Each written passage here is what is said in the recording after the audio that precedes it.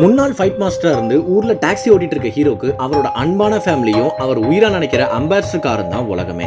இப்படி ஜாலியா போயிட்டு இருக்க அவர் வாழ்க்கையில எதிர்பாராத விதமா ஒரு கிரைமுக்கு எவிடன்ஸா அவரோட டாக்ஸி போலீஸ்ல சிக்கிடுது. அதனால ஹீரோ லைஃபே புரட்டி போடுற மாதிரி நடந்த பிரச்சனைகள், அவர் ஃபேஸ் பண்ண ட்விஸ்ட் அண்ட் டர்ன்ஸ், அந்த பிரச்சனையில இருந்து அவர் வெளியில வந்தாரா இல்லையா, இதுதான் இந்த படத்தோட ஒன்லைன். ரீசெண்டா தியேட்டர்ல ரிலீஸ் ஆகி ஆடியன்ஸ் செம ரெஸ்பான்ஸ் கிடைச்ச மலையாள மூவி தான் தொடரும். அதை தமிழ் டப் பண்ணி தொடரும் அப்படின்ற டைட்டில்ல ரிலீஸ் பண்ணியிருந்தாங்க. சஸ்பென்ஸ் கிரைம் ட்ராமாவான இந்த மூவில மோகன்லால், சோபனா, நஸ்லன், பாரதிராஜான்னு பலர் நடிச்சிருக்காங்க. இந்த படத்தை ஒரு டெபியூ டைரக்டர் தான் டைரக்ட் பண்ணியிருக்காருன்னு சொன்னா நம்பவே முடியல. லாலேட்டனோட பெரிய ஃபேன் பாயா இருப்பாரு போல. Frame by frame OG Mohanlal swag and ஸ்டைல திருப்பி கொண்டு வந்திருக்காருன்னு சொல்லலாம். முக்கியமா மோகன்லால் கோவப்படுற சீன்ல சினிமாட்டோகிராஃபர் அவர் கண்ணுக்கு ஒரு க்ளோஸ்அப் அப்பா இருப்பாருங்க. எவ்வா தியேட்டர்ல கூஸ் பம்ஸா இருந்தது. ஆக்டிங் வைஸ் எல்லாருமே சூப்பர்பா பண்ணியிருந்தாங்க.